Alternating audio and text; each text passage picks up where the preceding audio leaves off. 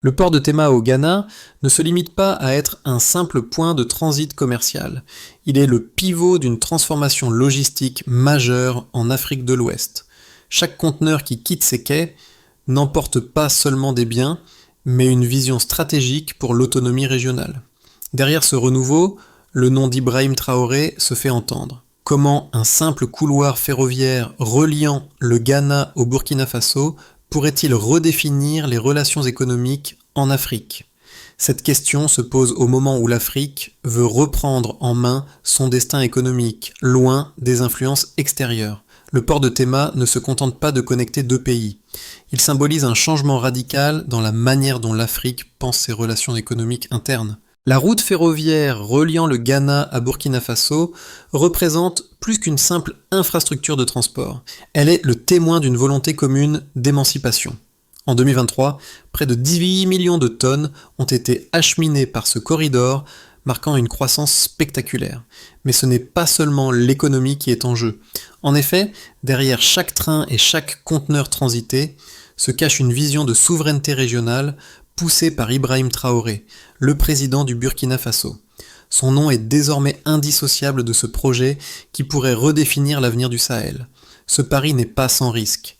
L'intensification des échanges et la suppression des obstacles douaniers ont été un pari sur la confiance entre les pays africains sans le soutien des puissances extérieures. Si ce projet réussit, il pourrait inaugurer une nouvelle ère de coopération autonome pour le continent.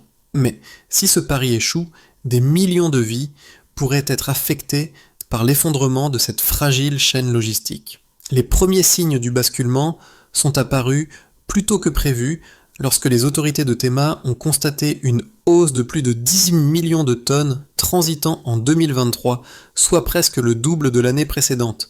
Cette progression brutale n'était pas un simple accident statistique.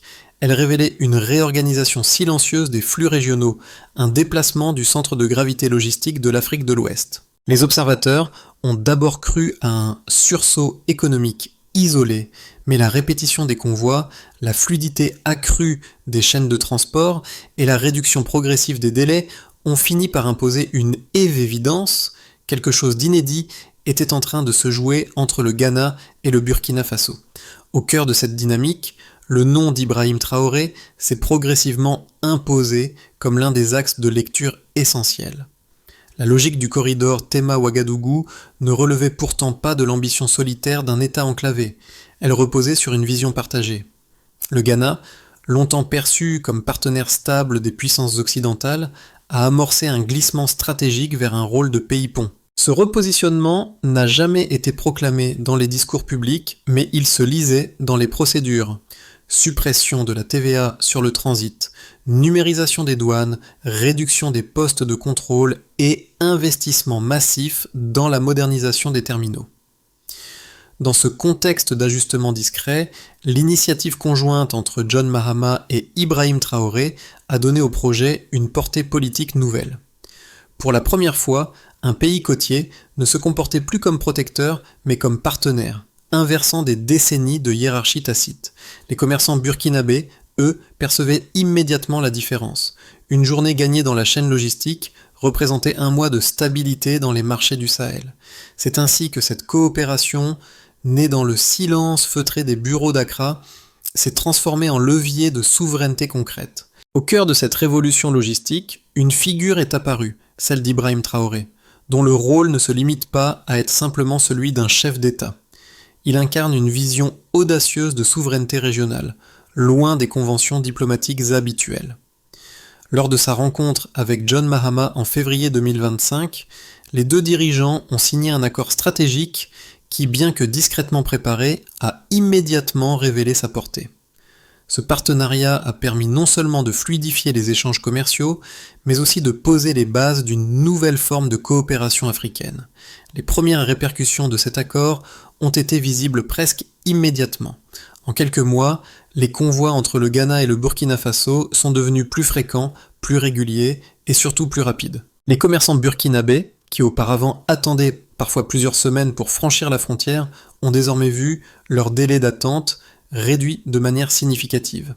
Ces gains de temps ont eu un impact direct sur les prix des marchandises sur les marchés sahéliens, contribuant à une stabilité économique bien nécessaire dans cette région fragile. Ce qui rend cet accord encore plus marquant, c'est qu'il n'a pas été seulement motivé par des considérations économiques, mais aussi par une volonté politique partagée entre les deux pays. Le Ghana, sous la présidence de Mahama, a choisi d'adopter une approche plus indépendante, mettant en avant une diplomatie logistique où les flux de marchandises et de services préfigurent une Afrique capable de s'organiser elle-même, sans attendre les décisions extérieures. La réussite de ce projet pourrait marquer un tournant dans la manière dont l'Afrique traite ses relations internes et Ibrahim Traoré joue un rôle central dans ce processus de transformation. Le projet ferroviaire entre le Ghana et le Burkina Faso, dont la première ligne a été inaugurée en 2025, a rapidement montré ses effets. Ce n'était pas seulement un développement d'infrastructures, mais un changement dans les dynamiques géopolitiques et économiques du Sahel. Ce corridor commercial est un vecteur de pouvoir pour l'Afrique de l'Ouest et derrière sa construction se cache une vision partagée des dirigeants des deux pays, notamment Ibrahim Traoré, le président burkinabé. Cette vision a transformé un simple projet ferroviaire en un symbole de la résilience économique et politique du Sahel. L'activation du corridor a d'abord été marquée par la volonté de faire face aux défis logistiques. Le Ghana, en rendant ce couloir plus accessible, a ouvert une porte sur des opportunités commerciales pour ses voisins enclavés. Le transit à travers Tema, le port principal du Ghana, n'était plus un simple échange de marchandises.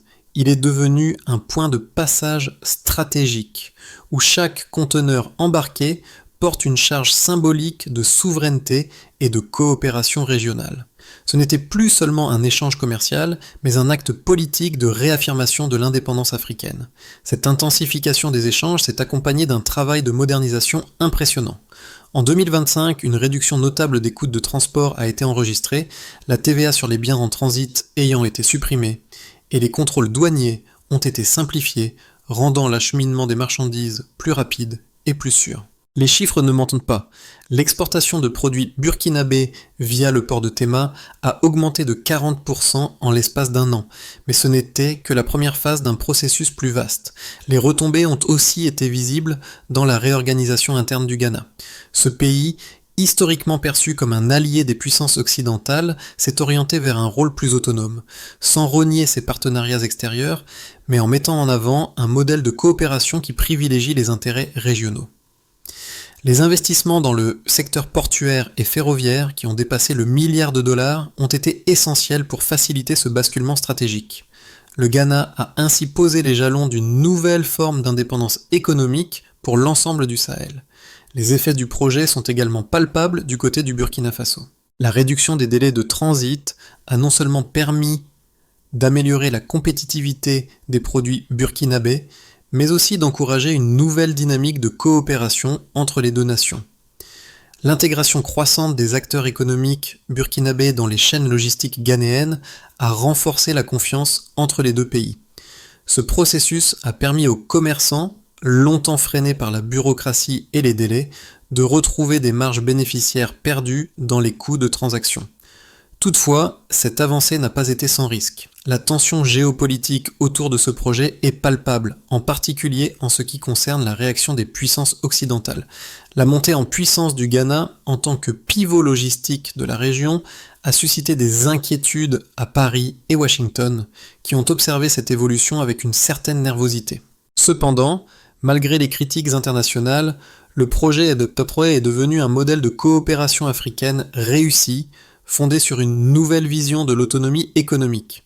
Le pays du Sahel, avec l'appui de son partenaire ghanéen, a donc non seulement réorganisé ses flux commerciaux, mais a aussi envoyé un message politique fort. L'Afrique peut se nourrir et prospérer sans devoir de compte à des puissances extérieures. Et Ibrahim Traoré, avec son audace et sa détermination, a montré qu'une nouvelle forme de leadership africain était en train de naître, un leadership qui repose sur des partenariats régionaux solides et sur des infrastructures partagées. Les chiffres qui suivent l'évolution du projet ferroviaire entre le Ghana et le Burkina Faso sont frappants. En 2023, les exportations burkinabées via le port de Tema ont enregistré une hausse de 40% par rapport à l'année précédente. Ce chiffre n'est pas simplement un indicateur de croissance économique. Il témoigne de l'efficacité du corridor ferroviaire récemment mis en place, qui a permis une circulation des marchandises bien plus fluide et rapide. En parallèle, les délais de transit, auparavant une source majeure de coûts supplémentaires pour les commerçants, ont été réduits de 40%. Avant l'introduction du corridor, les camions transportant des produits de burkinabé pouvaient passer jusqu'à 12 jours dans les contrôles douaniers. Aujourd'hui, cette attente a été raccourcie à une moyenne de 7 jours, ce qui représente un gain de temps considérable dans un secteur où chaque jour compte. Un autre chiffre clé concerne les coûts de transport. En 2022, le coût moyen pour un convoi transitant par Tema pour se rendre à Ouagadougou dépassait les 2400 $. Grâce à l'élimination de la TVA sur les biens en transit et à l'amélioration de l'infrastructure ferroviaire, ce coût a chuté de manière significative, s'établissant désormais sous les 1800 $ par convoi. Cette réduction des coûts a eu un impact immédiat sur la compétitivité des produits burkinabés, en particulier dans un environnement où les marges sont déjà faibles. Mais les effets du projet ne se limitent pas aux seules économies réalisées. Ils touchent également à la stabilité sociale et politique de la région. Chaque amélioration dans la fluidité du transport permet de renforcer les liens entre les acteurs économiques et les autorités politiques des deux pays.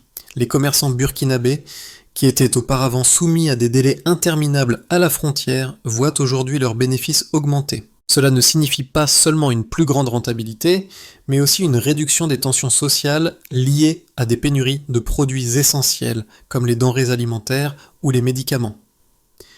Ibrahim Traoré, en soutenant ce projet, a aussi donné un message politique clair. Le Burkina Faso, en collaboration avec le Ghana, peut se positionner comme un acteur clé dans la réorganisation des chaînes d'approvisionnement régionales, la réduction des obstacles douaniers et la mise en place d'une infrastructure moderne ont permis de libérer le potentiel de l'économie burkinabé. Les autorités ghanéennes, elles, ont trouvé dans ce projet une manière de renforcer leur influence dans la région tout en réduisant leur dépendance à l'égard des puissances étrangères. Les progrès réalisés dans le cadre de ce corridor ferroviaire sont également mesurables à l'échelle locale. À Ouagadougou, les retours des commerçants sont sans équivoque. Les produits sont désormais plus accessibles et les coûts de stockage ont chuté de près de 50% en moyenne. Ce changement est dû à l'accélération des flux commerciaux, mais aussi à la réduction des taxes informelles qui pesaient lourdement sur les échanges.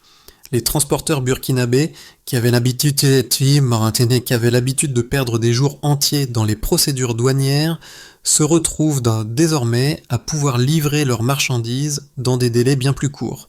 Ce gain de temps se traduit par une réduction des coûts, mais aussi par une augmentation de la régularité des livraisons, garantissant ainsi une meilleure gestion des stocks. En conclusion, les données mesurables qui suivent ce projet ne peuvent plus être ignorées. Ce n'est pas seulement une question d'efficacité économique, mais aussi de souveraineté. La réduction des coûts de transport et des délais de transit, les économies réalisées par les commerçants et la stabilité accrue dans la région témoignent d'une transformation profonde qui va au-delà du simple domaine logistique. Ce projet montre que l'Afrique, par le biais de ses propres acteurs et infrastructures, peut réussir à réorganiser son commerce intérieur et à réduire sa dépendance aux influences extérieures. L'impact du projet ferroviaire entre le Ghana et le Burkina Faso a suscité des débats, mais il est important de reconnaître les deux points de vue opposés qui le sous-tendent. D'un côté, les partisans de l'initiative mettent en avant les résultats économiques tangibles. Le coût du transport a diminué, les délais d'attente aux frontières ont été réduits et le commerce transfrontalier s'est intensifié. Ce projet est perçu comme un modèle de coopération régionale réussi, où deux pays africains ont pris l'initiative d'améliorer leur situation économique sans l'aide des puissances extérieures. En favorisant des échanges directs et en supprimant les obstacles bureaucratiques, le Ghana et le Burkina Faso ont montré que l'Afrique pouvait organiser ses propres chaînes logistiques, renforçant ainsi sa souveraineté économique. Les données corroborent cette perspective. En 2023, les exportations burkinabées ont augmenté de 40% et les coûts de transport ont baissé de près de 25%, des chiffres qui ne peuvent être ignorés. Ces gains sont également mesurés dans la réduction des taxes informelles et dans l'amélioration des conditions de vie des commerçants, qui voient désormais des bénéfices accrus grâce à la fluidité du transport. Ces changements, bien qu'abordés sous un angle économique, portent également une forte charge politique. Ils symbolisent l'émergence d'une Afrique capable de s'organiser elle-même, sans dépendre des décisions imposées par des puissances étrangères. Cependant, il existe une autre lecture de ce projet, plus critique. Certains analystes et observateurs internationaux s'inquiètent de l'indépendance grandissante du Ghana, surtout dans un contexte où l'Afrique de l'Ouest tente de trouver son équilibre entre les influences extérieures et internes. Le Ghana, qui a longtemps été un allié stratégique des puissances occidentales, semble vouloir s'émanciper de ses relations historiques pour créer un axe économique qui repose sur la coopération intra-africaine. Bien que cette démarche soit perçue par certains comme un modèle de souveraineté, elle soulève des questions sur les risques géopolitiques. La montée en puissance de ce corridor commercial pourrait entraîner une polarisation accrue dans la région, où les pays voisins du Ghana, comme le Mali et le Niger, pourraient être forcés de prendre position face à une évolution qui pourrait échouer à maintenir l'équilibre régional. En résumé, bien que le projet ferroviaire présente des avantages indéniables en matière de fluidification des échanges commerciaux et de renforcement de la souveraineté régionale, il n'est pas sans risque. Les données qui le soutiennent sont claires et convaincantes, mais le défi reste de savoir comment ces transformations géopolitiques et économiques s'inscriront dans un paysage régional qui continue d'évoluer. La transformation du corridor Tema-Ouagadougou atteint un point où l'économie rencontre la souveraineté, révélant une réalité longtemps ignorée. La logistique n'est plus un domaine technique, mais un instrument politique. Ce midpoint n'émerge pas dans un discours, mais dans les chiffres et les procédures qui ont remodelé les relations entre Accra et Ouagadougou. Lorsque les premiers résultats concrets sont apparus, baisse de 30% des retards, division presque par 2 des coûts de stockage, l'équilibre régional a changé de nature. Ce ne sont plus les chancelleries occidentales qui déterminent le tempo, mais la coordination directe entre les deux États. Dans cette dynamique nouvelle, le rôle d'Ibrahim Traoré devient central. Non pas comme symbole révolutionnaire, mais comme acteur d'un système logistique redéfini. En soutenant la numérisation des flux et la réduction des postes de contrôle, il a consolidé un mouvement déjà en marche, celui d'une Afrique qui teste sa propre autonomie. Ce midpoint révèle que Tema n'est plus un simple port, mais une frontière stratégique reliant le Sahel à la mer, un espace où la coopération se mesure en minutes gagnées et en routes sécurisées.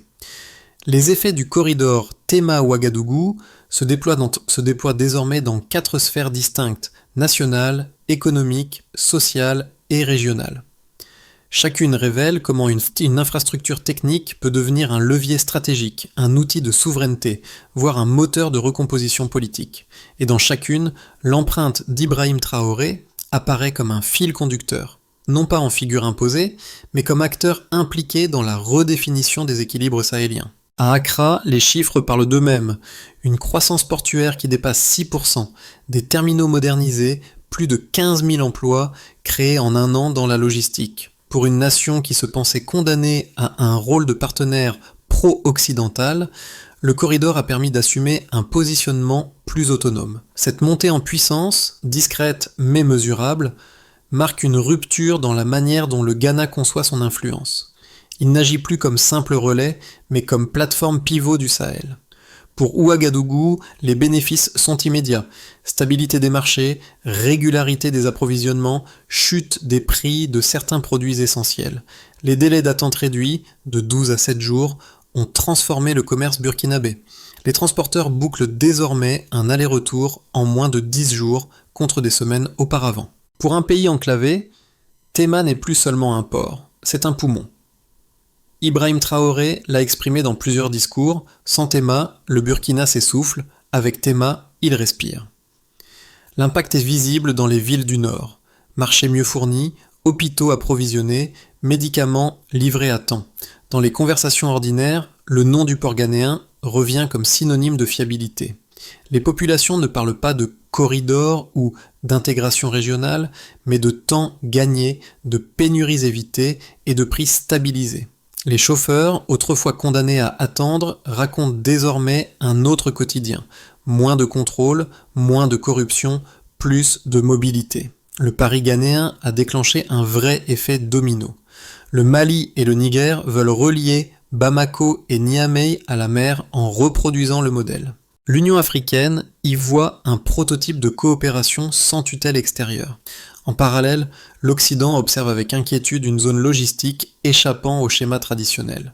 Car le corridor n'est plus un simple axe commercial, c'est un laboratoire de souveraineté. Dans cette recomposition, Ibrahim Traoré apparaît comme l'une des figures centrales de l'axe AES, donnant une cohérence politique à un mouvement né de la logistique. Ainsi, chaque convoi partant de Tema transporte désormais deux charges, des marchandises et un message, celui d'une Afrique qui décide par elle-même. Les 6 à 12 prochains mois seront déterminants pour le corridor Tema-Ouagadougou. 3 trajectoires se dessinent, chacune dépendante de la stabilité politique, de la fluidité logistique et de la capacité du Ghana et du Burkina Faso à maintenir la confiance construite depuis 2023. L'une de ces trajectoires pourrait renforcer l'autonomie régionale, une autre pourrait fragiliser tout l'édifice. Et au centre de ces dynamiques, le rôle d'Ibrahim Traoré restera un facteur décisif. Dans cette hypothèse, les réformes internes se stabilisent. Numérisation douanière, réduction continue des postes de contrôle, entretien coordonné de la voie ferrée. Les flux se maintiennent autour de 1,2 million de tonnes par an. Le Ghana confirme son statut de plateforme logistique majeure, tandis que le Burkina Faso bénéficie d'une sécurité d'approvisionnement accrue. La coopération s'institutionnalise et l'axe AES consolide sa cohérence stratégique. Si les initiatives anticorruption avancent et que les investissements portuaires se poursuivent, Tema pourrait devenir l'un des pôles logistiques les plus efficaces de l'Afrique de l'Ouest. Le corridor inspire Bamako et Niamey, accélérant l'ouverture de nouvelles lignes. Les volumes pourraient augmenter de 30-40%. Ibrahim Traoré verrait alors dans cet élargissement une victoire politique, renforçant la légitimité de son discours souverainiste. L'intégration régionale se ferait sur la base de la performance technique plutôt que sous pression extérieure. Une crise sécuritaire, un embargo douanier ou un incident majeur sur les rails suffirait à briser l'équilibre fragile. Le Burkina Faso, dépendant à plus de 70% de Tema, subirait alors un choc alimentaire et énergétique. Les prix flambent, les marchés se vident, les tensions sociales explosent. Dans cette configuration, les capitales occidentales considéreraient l'expérience comme la preuve des risques d'un système logistique hors de leur influence.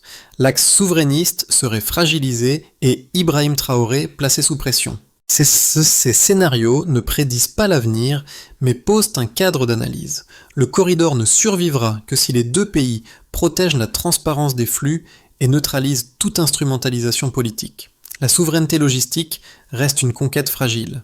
L'histoire du corridor Tema-Ouagadougou n'est pas seulement un récit d'infrastructure ou de diplomatie. Elle touche directement la vie de millions de personnes, bien au-delà des frontières du Ghana et du Burkina Faso. Pour comprendre sa portée, il faut descendre à hauteur d'humain, là où chaque minute gagnée sur un trajet, où chaque conteneur dédouané devient un changement concret du quotidien. Pour le groupe A, les familles urbaines, cette transformation s'incarne dans des marchés mieux approvisionnés. Quand les délais passent de 12 à 7 jours, ce sont des étals remplis, des prix plus stables et moins de journées où la nourriture manque. La fluidité du corridor est ressentie dans chaque sac de riz, dans chaque cargaison de légumes, dans chaque boîte de médicaments livrée à temps. Pour le groupe B, les chauffeurs et transporteurs, le changement est encore plus direct. Là où ils perdaient des semaines dans des files d'attente épuisantes, ils accomplissent aujourd'hui leur trajet en moins de 10 jours. Cela signifie plus de rotation, donc plus de revenus, mais aussi moins de corruption rencontrée au poste de contrôle. Leur travail redevient une source de stabilité, pas une épreuve interminable. Pour le groupe C, les petits commerçants, l'effet est vital. Une journée gagnée peut sauver une marge. Un convoi arrivé à l'heure peut sauver un mois entier de revenus. C'est pour eux que Ibrahim Traoré insiste tant sur la souveraineté logistique, parce qu'elle se mesure d'abord dans la survie des plus vulnérables. Ce récit n'est donc ni abstrait ni lointain. Il parle aux préoccupations de chacun. La sécurité alimentaire, le coût de la vie, le temps perdu ou retrouver.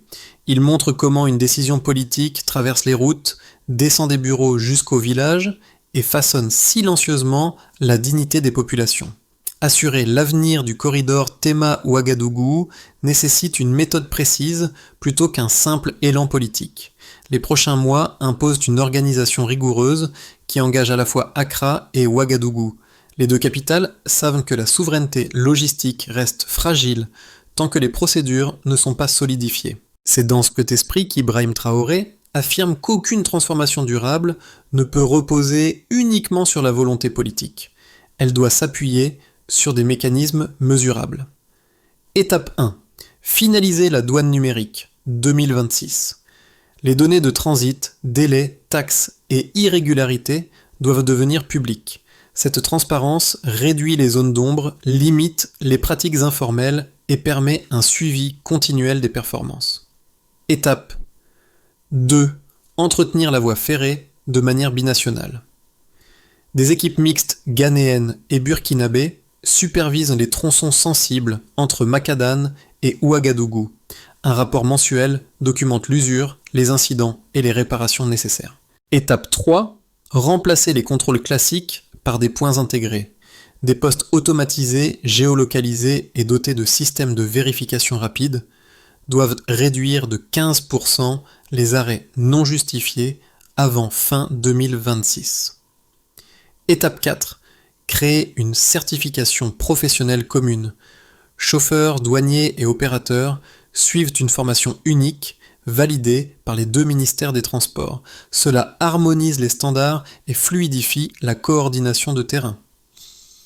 Étape 5. Fonder le Conseil du corridor Sahel-Mer. Cette instance publie des rapports trimestriels sur les flux, anomalies et risques émergents. La présence d'Ibrahim Traoré aux côtés des représentants ghanéens en fait un instrument diplomatique autant que technique. Si ces 5 leviers s'alignent, la coopération Ghana-Burkina Faso pourra se renforcer durablement, transformant le corridor en modèle continental de souveraineté appuyé sur la régularité des rails et la transparence des chiffres. Le corridor Tema-Ouagadougou n'est plus seulement une infrastructure. C'est un récit humain tissé dans la poussière des routes, la cadence des moteurs et la patience des travailleurs qui maintiennent les flux en mouvement. Le visage anonyme du conducteur évoqué plus tôt revient ici comme un symbole silencieux. Son trajet quotidien, apparemment banal, incarne en réalité l'effort collectif d'une région qui réapprend à respirer par elle-même. Dans ce mouvement patient et déterminé, la présence d'Ibrahim Traoré prend une dimension particulière. Il n'est pas simplement l'artisan politique du changement, mais le gardien d'une promesse partagée. Les gestes répétitifs du port, les grues qui montent, les conteneurs qui glissent, les trains qui s'élancent vers le nord ressemblent à autant de battements qui rythment une souveraineté naissante. Chaque rotation réussie, chaque convoi arrivé sans retard est un rappel discret que la transformation se construit dans la constance plutôt que dans les discours. Lorsque le soir tombe sur Tema, les lumières du port ressemblent à des promesses tenues. Elles éclairent non seulement des quais, mais un horizon que deux nations tracent ensemble. Et dans cette clarté fragile, une certitude demeure. La souveraineté n'est pas un slogan, mais une fidélité quotidienne à ses engagements. L'histoire du corridor Tema-Ouagadougou n'est pas seulement celle d'un port, d'une voie ferrée ou d'un accord politique. C'est celle d'un continent qui teste une nouvelle manière d'exister en misant sur ses propres routes et sur la confiance qu'il choisit de construire. Le Ghana et le Burkina Faso montrent que la souveraineté peut naître d'un simple choix logistique, lorsque ce choix est porté avec rigueur et constance. Si ce récit vous interpelle, vous pouvez en discuter, le partager ou simplement y réfléchir. Chaque échange prolonge l'élan de cette transformation silencieuse. La souveraineté n'est pas un drapeau que l'on brandit, mais une conversation que l'on entretient patiemment entre celles et ceux qui croient en un avenir façonné par leurs propres décisions.